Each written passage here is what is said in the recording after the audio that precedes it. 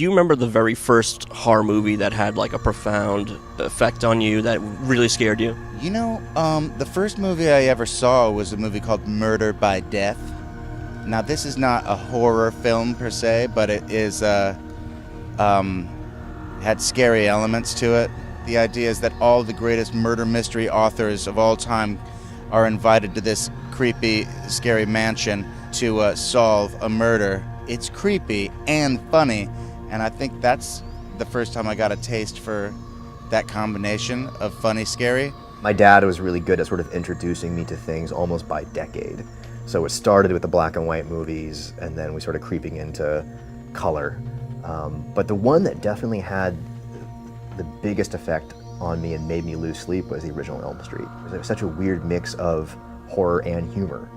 So 1 second you're completely terrified, and then Freddy comes out with a one-liner or has some moment and it has you bending over laughing. So I think that combination really got to me, but I could not sleep that night. The original Nightmare on Elm Street, just because I remember watching that on AMC, and it terrified me as a kid. This isn't really a horror movie. I mean, I wasn't scared by it, but this is the end. Oh yeah. Yeah, this is Seth Rogen. You know, scary. That demon. That's awesome. Or Haunted House. That's another funny one. I think the one that still, I still have nightmares about is The Shining. I mean, I don't think I'm ever gonna let go of that image of the twin girls in the hallway with the blood. I mean, it was just so surreal and unsettling because it was borrowing from dream logic, I guess. That one was scary.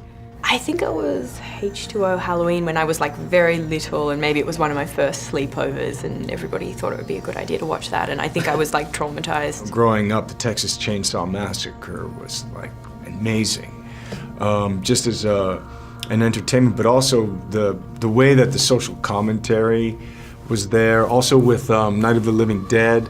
I remember watching Hammer horrors as a kid. They'd be on really late on a Sunday night. I remember seeing lesbian vampires, and where they'd bite you on the boob. Yeah. And I just knew that there was something sexual about that, but I didn't know. There's something sexual about Dracula, actually, a guy coming and biting your neck, which incidentally is really hot.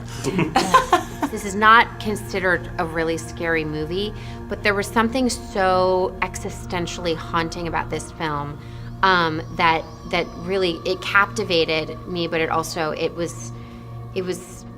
a chilling experience watching it, which was never-ending story. I mean, the idea of the nothing and just that wolf creature and call my name or say my name. It was such an intense viewing experience for me as a kid. And then kind of a more classic movie that I would say is Nightmare Before Christmas. I mean, Nightmare Before Christmas is an amazing, amazing movie. The first movie I really ever remember is watching Dumbo, which you wouldn't necessarily qualify as a scary movie. But there are some scary scenes when those sort of punk kids are bothering Dumbo and Dumbo's mother gets upset. And then, the guy comes in with the whip and is putting chains on the mom.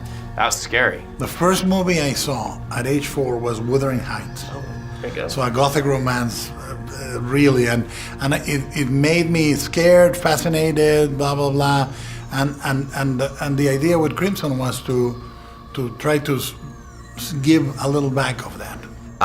I think the conditions and age at which you see things kind of really sort of mold that first impression of what you think of those movies.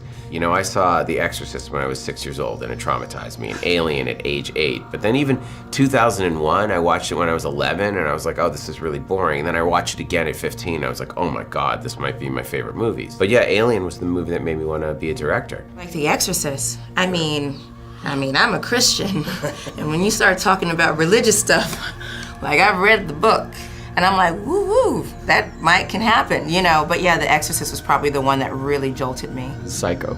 My parents were watching it, and I snuck into their room and hid behind a chair. And then I remember the scene when Norman Bates, and he's dressed as his mother, and he comes charging down the stairs at the end of the movie with the knife raised. I screamed at the top of my lungs, and they realized I had been in the room the entire time.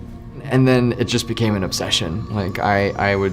I convinced my dad to let me watch as many horror movies as I wanted, and so the weekends would roll around and I would watch 5 or 6 horror movies every single weekend. One was Gargoyles, And the other one, do you Wait, remember? the original Gargoyles? Yeah. I loved Gargoyles. Yeah, it scared That me. was like Stan Winston's first job. Is that right? Yeah. And the other one that still creeps me out to this day was a title simply. Oh, yeah. The snake yeah, movie. yeah. Oh Yeah. my God. Noted. Jaws. Still awesome. affects me. Still affects me.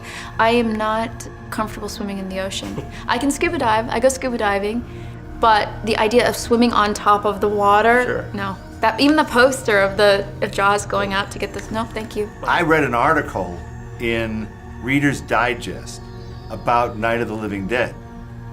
I was sitting in my bathroom where you read Reader's Digest and reading about this movie. I had not even seen it, about people being disemboweled. And that was a new one. You know, Herschel Gordon Lewis, 2000 Maniacs, he took it the next step, really showing graphic, like lots of blood and body parts. George Romero took it the next step. And I remember thinking, I don't want to see that movie. I don't think I can see that movie. I love to be like affected by really scary movies, so I kind of like look to be freaked out and scared. So I anyone that I see takes to stay with me for a minute. Horror films are, it's that forbidden fruit. You're not supposed to see them. You know, your parents sort of shield you from them. You're not old enough to see them. But I had a brother, or have a brother, who's 7 years older than me, and he would rent horror movies with his friends, bring them home, and show them to me unbeknownst to my mom. So it was awesome. I would say one of the bigger movies was probably Nightmare on Elm Street 3, Dream Warriors. Sure. Was a big one for me. And another big one was a direct-to-VHS film called Truth or Dare, A Critical Madness. Oh, wow. Have you ever seen that? I don't think so. Oh, it's wonderful. It's so good. Have you ever seen Who Can Kill a Child? Yes. That's great. Brilliant. They Okay. remade that a few years ago, and they shouldn't have. They did, didn't they? What was it called? It was. It wasn't I can't Children at remember, Play, but it was, was it? very similar. It was like almost like a shot-for-shot scenario, but it was not the same. Bummer. Well, what are your stand on remakes? I mean, obviously you were in one that was pretty successful and a different enough take.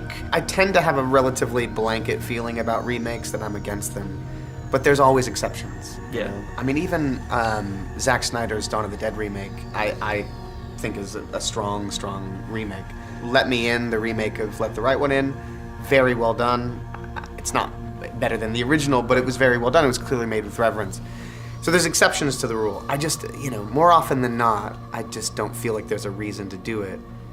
I'm almost more amenable to it if the original film wasn't great to begin with, or if it was sort of a B-grade film. That's interesting. Like, to take something that wasn't awesome and has a fan base, but to do something and to actually make it better. But like Poltergeist, they're talking about remaking The Exorcist. Yeah.